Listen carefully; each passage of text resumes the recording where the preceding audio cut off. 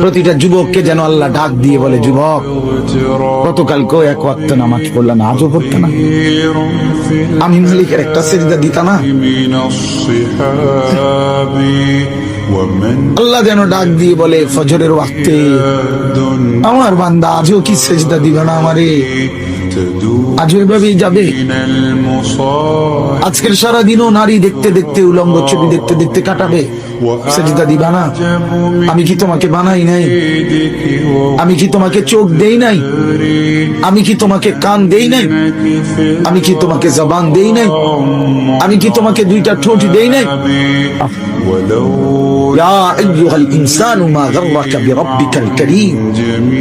আল্লাহ বলে, আমার বান্দা, কে তোমাকে আমার মতো দয়ালু মনিব থেকে ভুল পথে নিয়ে গেল? কে তোমাকে পথ হারা করে দিল? আমার চাইতে আপনজন তুমি কাকে পেল? এত বড় আসমান যিনি দিলাম, আমি আপন হইলাম না? এত বড় জমিন যে দিলাম, আমি আপন হইতে পারলাম না?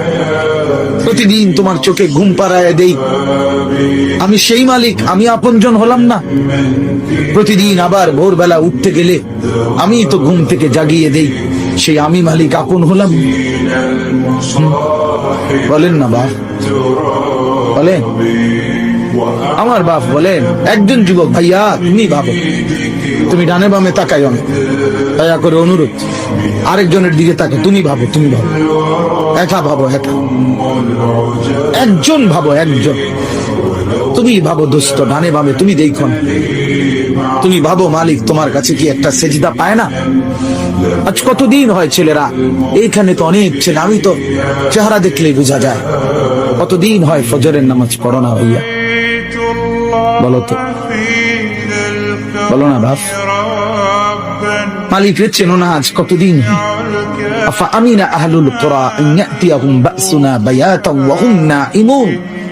আল্লাহ তাআলা বলে, ও জনপদবাসী, মহল্লাবাসী, ও গ্রামবাসী, আমি আল্লাহ থেকে নিজেকে নিরাপদ কেমনে ভাবলা? আমি আল্লাহ তো চাইলে ঘুমন্ত অবস্থায় আযাব দিয়ে ধ্বংস করে দিত, জানো তুমি?